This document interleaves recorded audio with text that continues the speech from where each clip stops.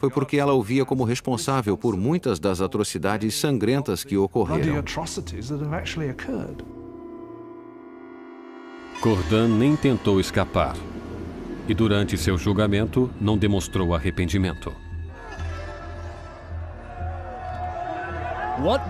O que esperava conseguir assassinando Mahat? Paz. Agora que ele está morto, a paz voltará a meu país. Charlotte Corday rapidamente foi executada, e seu sonho de paz morreu juntamente com ela. Ela matou Marat, o homem, mas criou Marat, a lenda. Sua morte foi representada pelo pintor revolucionário mais importante, Jacques-Louis David. Ele tornou-se um mártir, uma espécie de figura quase religiosa. Pessoas ofereciam preces por ele, diziam coração de Jesus, coração de Marat. Existiram momentos, como em seu funeral, onde a banheira na qual foi assassinado foi elevada em um altar quase como crucifixo. Se olharmos para o quadro de Davi sobre a morte de Marat, vê-se claramente que seu corpo está enrolado exatamente da mesma forma que o corpo de Cristo é mostrado nas representações clássicas da Pietà, da descida da cruz. Vemos uma identificação claríssima de Marat com Cristo, com Marat representando uma nova espécie de Deus da República Radical.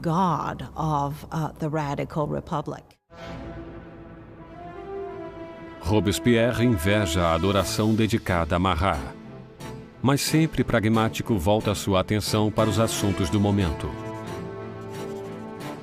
Porque, apesar de Marat estar morto, ainda existem outros exigindo mais sangue, o sangue real. Concierge, a Anticâmara da Morte. 8 meses após a execução de seu marido e apenas dias após a morte de Charlotte Corday, Maria Antonieta está presa ali, em uma cela repulsiva, completamente sozinha.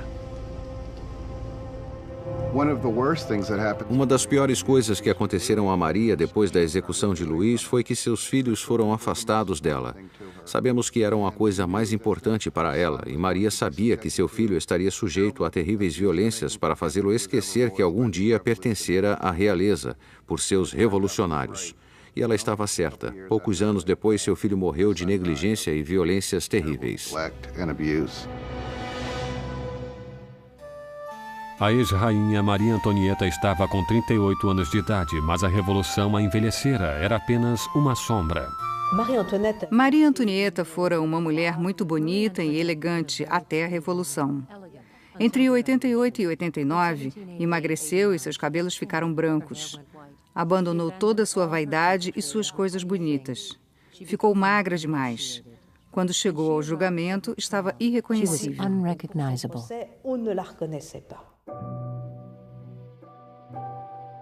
Em 15 de outubro, Maria é julgada, acusada de alta traição e de acabar com o Tesouro Nacional.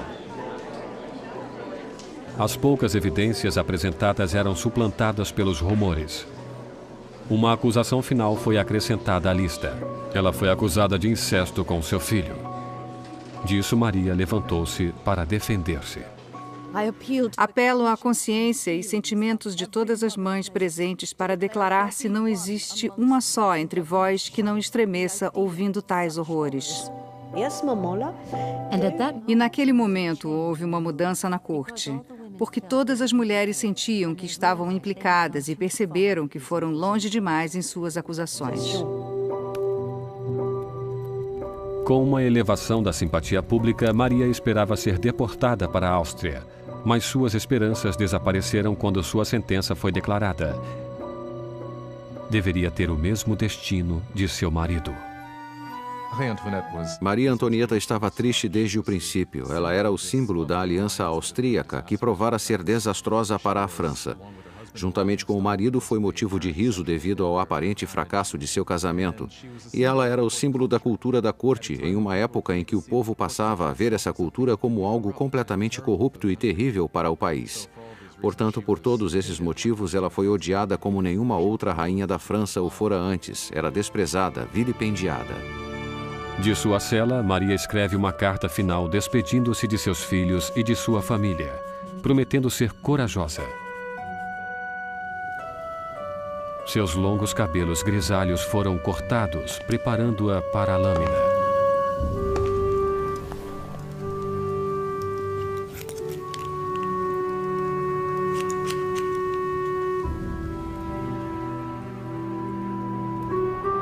Suas mãos foram fortemente amarradas.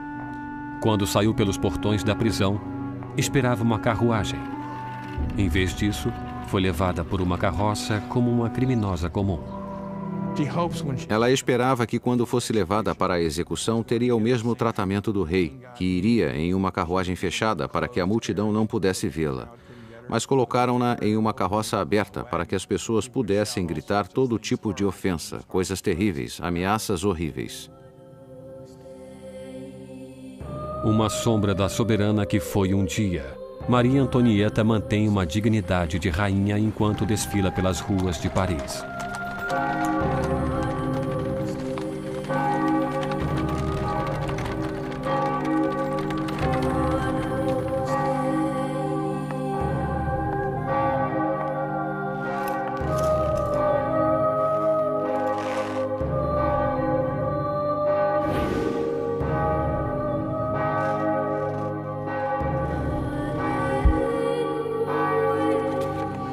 São lidos seu nome e acusações contra ela.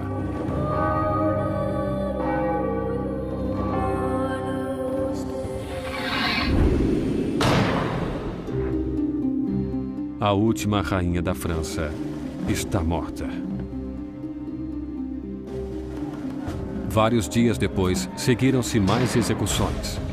Os membros da Convenção Nacional perceberam o exagero de mortes. Já perdiam colegas um após o outro para a guilhotina. A revolução parecia Saturno devorando seus próprios filhos. Danton diz: A revolução, meus amigos, não é feita com rosas.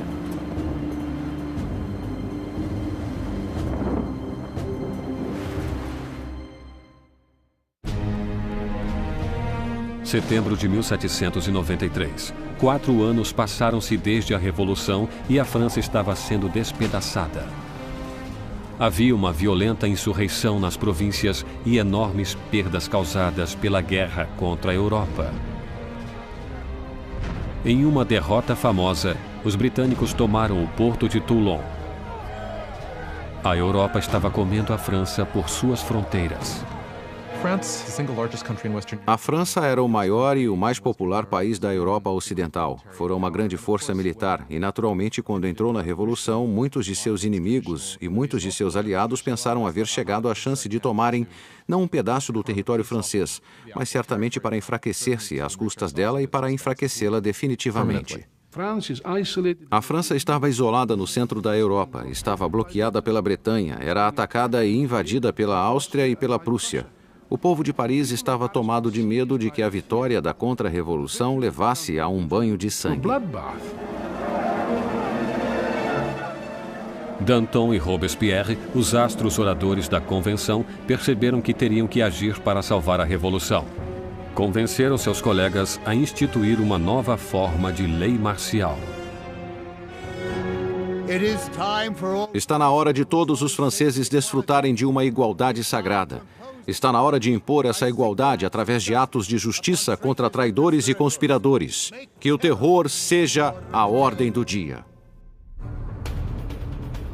E assim tem início um novo capítulo na Revolução. Um período de violenta repressão chamado de O Terror.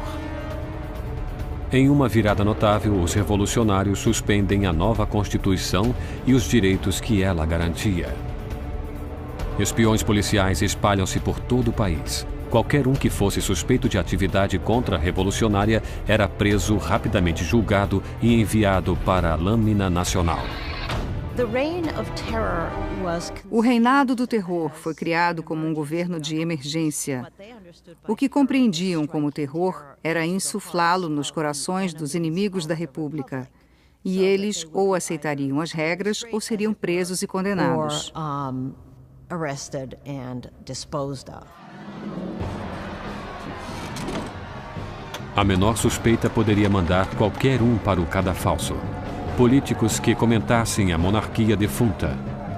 qualquer um que usasse as palavras Monsieur ou Madame ao invés da nova forma de tratamento cidadão.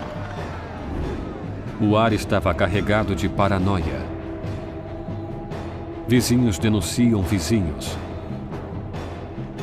O rolar incessante das carroças da morte percorriam as ruas de Paris. A execução paira sobre as cabeças do povo. Todos sabiam que em Paris havia vários espiões da polícia por toda parte. Nas filas do pão, escutando o que as mulheres diziam e entregando-as se não gostassem do que ouviam. Podiam ser entregues não somente por se queixar do preço alto do pão, mas também por não mostrar-se muito entusiasmado com o andar da carruagem e com o sucesso da Revolução. Qualquer comentário poderia causar problemas às pessoas. A convenção instituiu um tribunal revolucionário, expedindo julgamentos e execuções com grande eficiência. Para consolidar o poder, formaram um conselho de 12 homens chamado Comitê de Segurança Pública. O maior poder deveria ser delegado a um grupo menor e esse grupo tornou-se o Comitê de Segurança Pública, que finalmente resumiu-se a 12 pessoas que governavam a França como uma ditadura coletiva. Com suas palavras de mestre e sua visão revolucionária, Robespierre tinha a voz mais forte nas reuniões. E essa voz pedia mais sangue.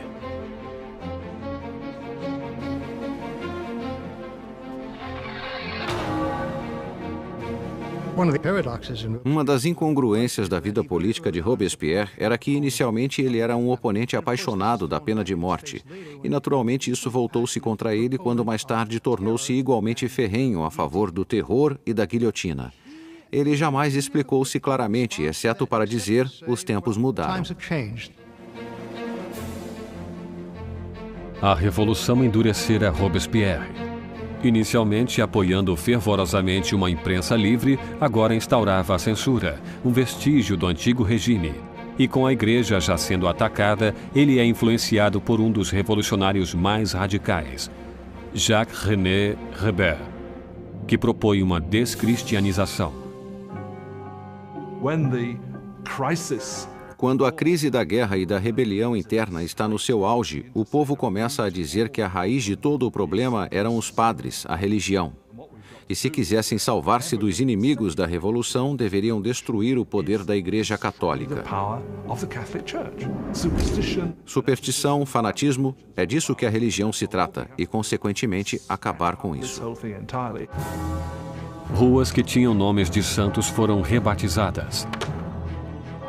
Ícones religiosos foram destruídos e substituídos por tributos ao novo São Marat. A igreja passou a ser o inimigo dos revolucionários radicais. Altares eram arrancados das igrejas e catedrais, o vidro era quebrado, as estátuas destroçadas. A riqueza da igreja simplesmente desaparecia. Para a opinião europeia, isso era ainda mais chocante do que a morte do rei. Nem mesmo o calendário cristão foi poupado. Os anos já não eram marcados a partir do nascimento de Cristo, mas de setembro de 1792, a queda da monarquia. Agora era o ano 1. Os meses receberam nomes de acordo com as estações. Julho tornou-se Thermidor, abril Floreal. Os meses foram partidos em 3 semanas de 10 dias cada. O calendário revolucionário foi destinado como uma arma contra o cristianismo, contra a fé cristã. É claro que com uma semana de 10 dias não haveria mais o domingo e o povo nem sabia mais quando seria o domingo. Era o que esperavam. O terror espalhou-se por toda a França. Insurreições são abatidas com uma crueldade sem limites. Na cidade de Lyon, onde os contra-revolucionários ganhavam terreno, o Comitê de Segurança Pública exibe um exemplo cruel. Centenas de rebeldes são amarrados, enviados para os campos e assassinados em massa.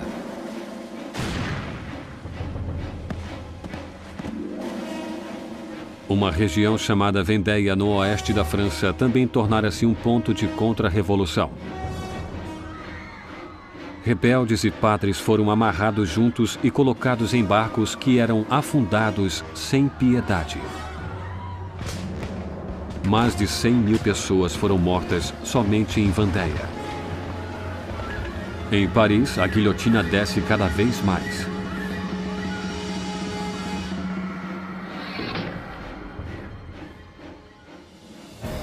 Os exércitos franceses finalmente conseguem vitórias nas fronteiras. Sob as ordens de um brilhante comandante, Napoleão Bonaparte, o exército francês faz com que a Marinha Britânica realize uma retirada desmoralizante em Toulon. A revolução está em seu auge. Robespierre está em seu mais alto poder. Dominar a todos os inimigos da revolução e alcançar o sucesso através do terror. Durante um tempo, o terror foi um meio eficiente de reunir o país, o governo e lutar uma guerra com várias frentes. No leste, no norte e por toda parte. Lutando contra uma guerra civil em Vendéia, a mais sangrenta de todas. E também a guerra civil contra os girondinos e contra todos os revolucionários que se voltassem contra Paris. O terror atingiu sua meta, mas não parou. E não pararia até devorar o homem que o criara, Maximilien Robespierre.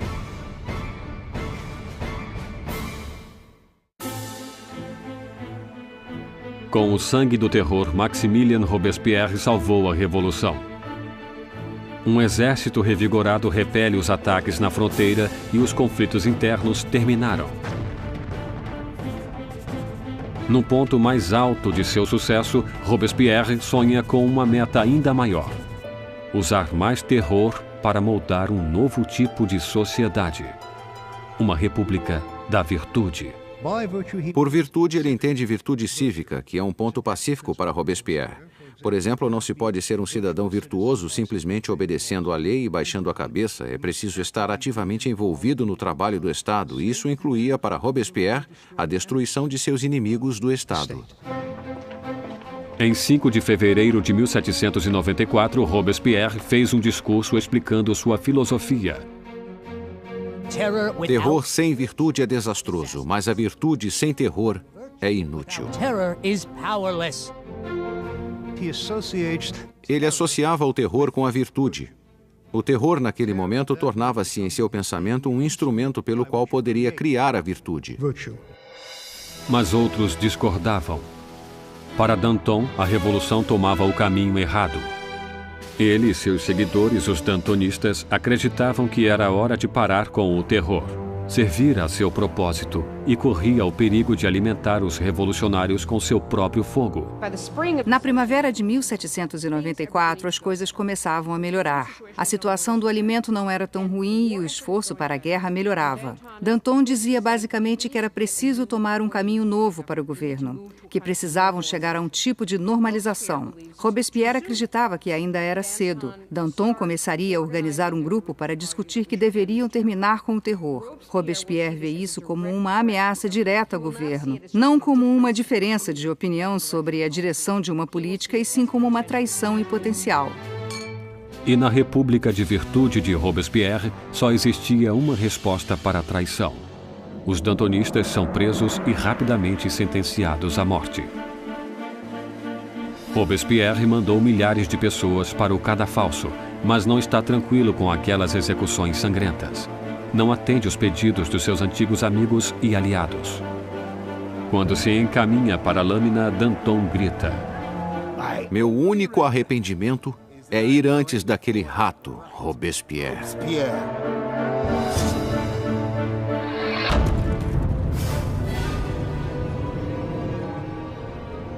Com os dantonistas fora do caminho, Robespierre lança a França em um período ainda mais sangrento, mais horripilante: o Grande Terror. O Grande Terror foi o nome dado à última fase do terror na primavera e no verão de 1794. Foi o período em que o espaço entre as execuções começou a diminuir e, com isso, a atmosfera de paranoia, especialmente de Paris, mas por todo o país, começa a aumentar. Podemos checar o número de execuções até chegar a mais de 800 por mês em Paris, crescendo ainda mais no fim. O carrasco de Paris está mais ocupado do que nunca. Mas no dia 6 de junho de 1794, as carroças da morte pararam. A guilhotina silenciou. Robespierre declarou o novo feriado religioso. o Festival do Ser Supremo. Queria substituir o antigo Deus católico por um novo, a deusa da razão. Robespierre nunca foi um ateu, nunca apoiou políticas ateias, julgava que as pessoas precisavam acreditar em uma divindade e ajudou a criar esse culto chamado Culto do Ser Supremo, com um quadro extraordinário em Paris. Em junho de 1794, havia coros de pessoas vestidas de branco cantando uma espécie de montanha de papel machê que foi construída no centro de Paris. E no momento crítico da cerimônia, Robespierre emergia no topo dessa montanha, vestido com uma toga e caminhando para o povo. Estou certo de que nesse momento muita gente pensou: o que ele está pensando? Que é Deus? Que é o rei? Quando o Grande Terror fugiu ao controle, os colegas de Robespierre viram o Festival do Ser Supremo como sua saída do mundo da realidade. Muitos pensaram que Robespierre chegara a uma posição tão extrema e fora da razão que não teria volta, que seu fanatismo o enlouquecera, que estava maluco.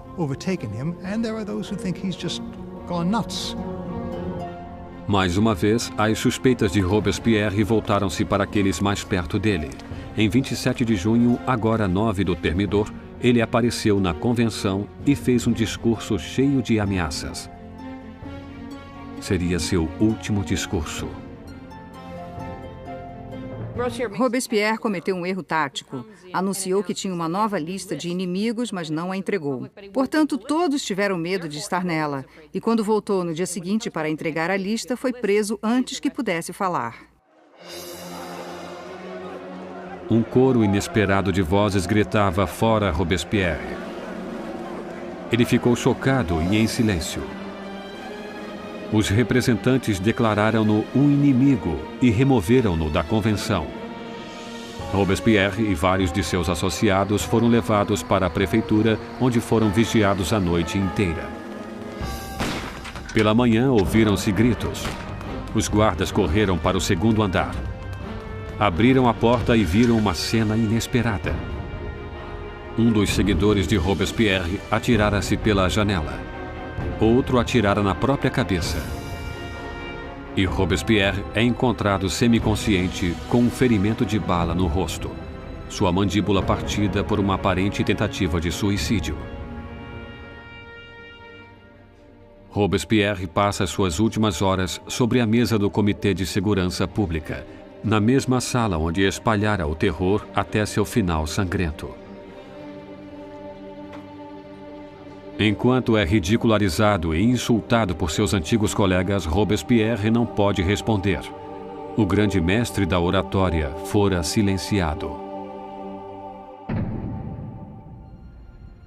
Na Concierge, onde a última rainha da França o precedera, Robespierre foi preparado para a navalha nacional. Seu companheiro de cela, o revolucionário Saint-Just, apontou para um quadro dos direitos do homem e disse: "Pelo menos fizemos aquilo." Robespierre dominara uma revolução e mudara a face da França. Reordenara a sociedade e dirigira um sistema sangrento e tirânico para garantir seu sucesso. Mas estava destinado a ser uma de suas últimas vítimas. O caso é que havia muito entusiasmo para terminar o terror, mas ninguém sabia como fazê-lo. E o mais surpreendente de tudo é que, no final, a única maneira de acabar com o terror seria com a queda de Robespierre. Em 27 de julho de 1794, a guilhotina decapitou o incorruptível. E foi derramado o último sangue do terror. O terror morre com Robespierre, mas a revolução não. Os direitos do homem, a democracia, a nova república, os resultados da revolução sobreviveriam aos próprios revolucionários. A França entraria em um período de incertezas, congelada entre o medo de outro terror, ou pior ainda, um retorno à opressiva monarquia que o precedera.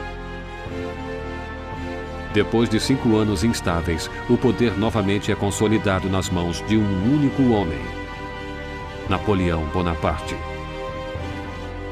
os historiadores discordam sobre o fim da Revolução.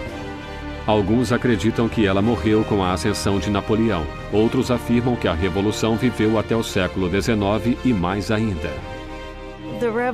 A Revolução foi o primeiro modelo definitivo em que um povo tomou seu destino com suas próprias mãos.